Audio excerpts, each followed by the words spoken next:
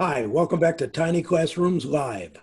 Hi, the doctor here, Don Zulu in Taos, New Mexico. And I'm Artie Nathan, the HR guy here in the Adirondack Mountains. And our topic today is Ego, Humility, and Empathy in Times of Crisis, Part 2. Part two. Yeah, we did sort of address these issues early on in the crisis, but as it's going on a bit, we thought we should revisit it. And this is an article that I published yesterday on LinkedIn, of all places. And just in about 12 hours, it had almost 700 responses and comments. And so Artie and I thought we would revisit the subject. And it's a timely topic as well. So I think to be a good developer of people, you have to be personally secure. Uh-huh. How does that work, Doc? Well, because taking your people to the height of their potential as a leader, which is one of your principal responsibilities, they might even pass you. They might get better than you. And some folks don't like that. And they inadvertently and unconsciously actually begin to compete with their people rather than developing them thoroughly. And so you have to have a good sense of yourself and be personally secure. And a good leader has strong people all around them. So you have to be secure in that That's and you right. have to foster it. That's right. That's true.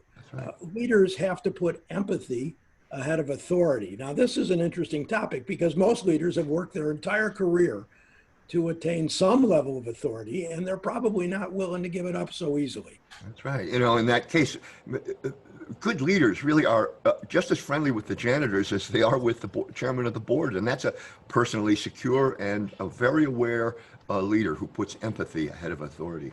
What about apologies? Did you ever have to apologize? Oh man, I had to apologize so much I couldn't keep track of it. And yet, every time I made a mistake, and there were certainly enough of those, an apology went so far as to always surprise me.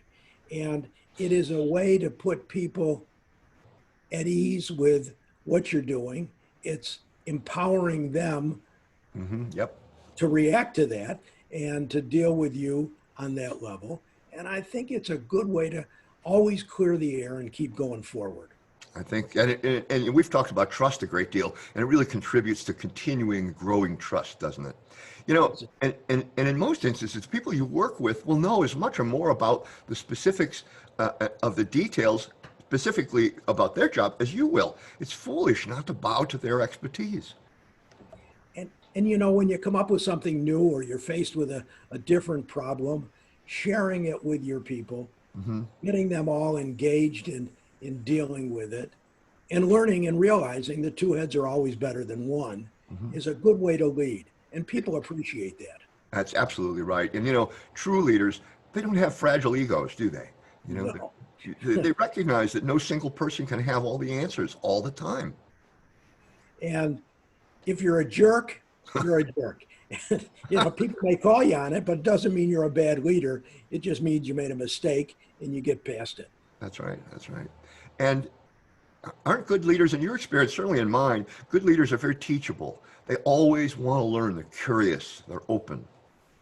And most organizations today promote continuous learning because they know with all the developments around us, with all the new problems that we're faced with, Hmm. you have to continue to learn what's going on and how you should deal with it most effectively.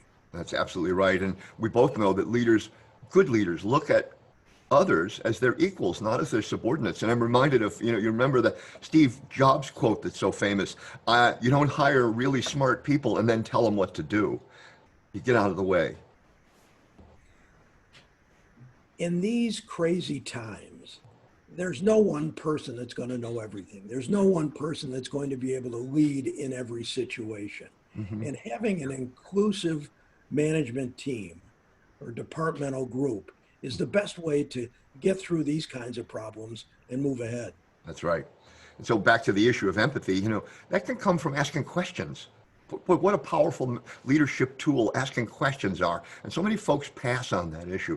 So really listening and trying to understand what someone else is feeling is very important. Good leaders do this, don't they? Yes, they do. And there's no shame in not knowing something, especially, again, in these kinds of times when there is so much going on and so much being discovered.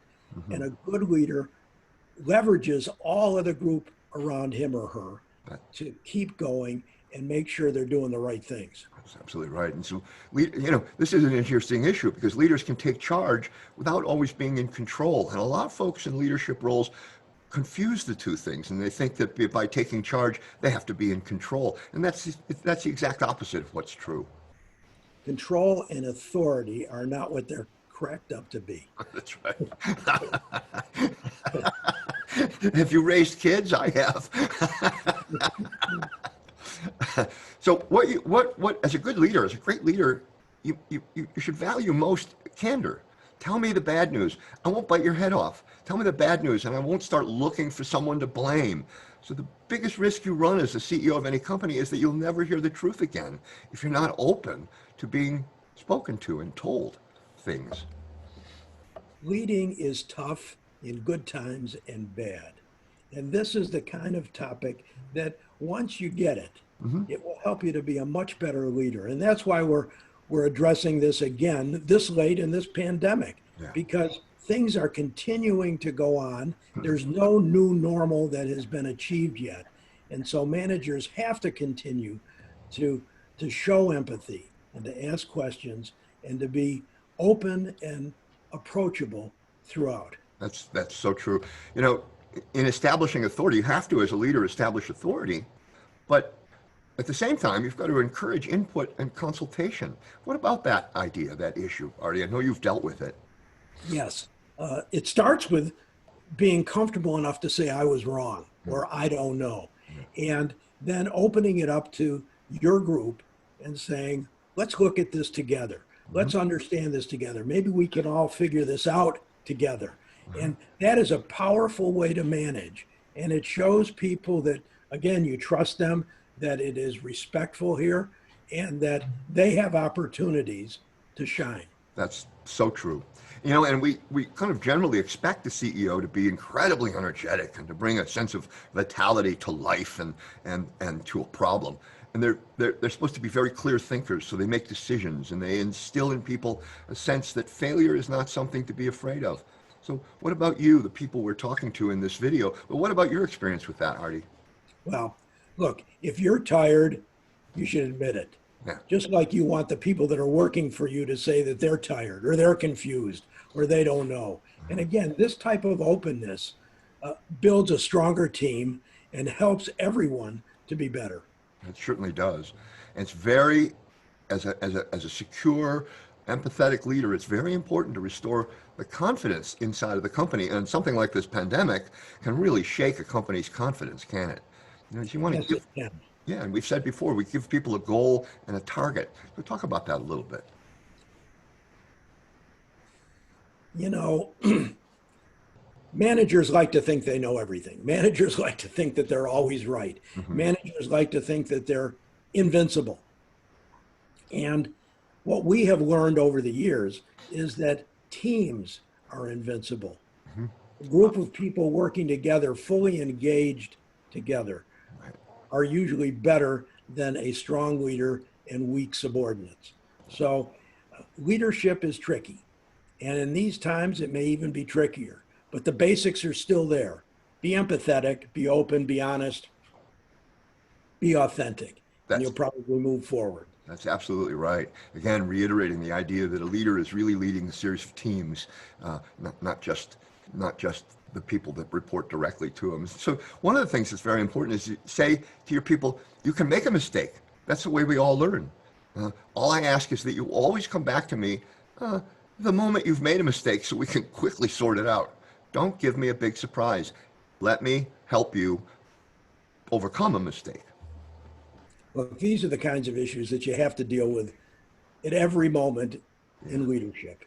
And in these times with this crisis going all around us, it's more important than ever. And that's why we wanted to redo or recover these issues again, Mhm. because it's that important. That's right. And so, sort of in closing comments, that's leadership, as you just said. People should be frank with you. They should not be afraid of you. There has to be a bit of irreverence even in the way that people relate to you as a leader. And so that not only is somebody allowed to tell you that you're wrong, but that there's a culture where it's better to say we disagree than we agree. That's the qualities of an open, empathetic, and secure leader. And it's a way to emphasize that we're all in this together. Absolutely. So, all of us being in this together, thanks for being here today. Again, if you have any comments or you would like us to talk about a specific issue, let us know. So, thank you very much for this little longer than usual Tiny Classroom Training Live, but we've Thanks. Bye revisited. bye. Thanks. Bye bye.